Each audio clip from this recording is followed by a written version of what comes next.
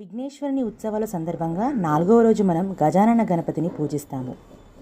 కుబేరుని ఆశతో లోబాసుడనే రాక్షసుడు జన్మిస్తాడు. శివపంచాక్షరిని జపించిన ఆ లోబాసురుడు శివుని అనుగ్రహంతో ముల్లోకాలను జయించే వరాన్ని పొందుతాడు. కానీ అతని లోభానికి అంతు లేకుండా పోతుంది. చివరికి శివుణ్ణి కైలాసాన్ని కూడా తన స్వాధీనంలోకి తెచ్చుకోవాలనుకుంటాడు. ఈ విషయాన్ని తెలుసుకున్న దేవతలు రైభ్యుడనే ఋషిని శరణు వేడతారు. గణపతిని గనక ఆవాహన చేస్తే లోబాసురుణ్ణి పరాజయం ఖాయమని సూచిస్తాడు.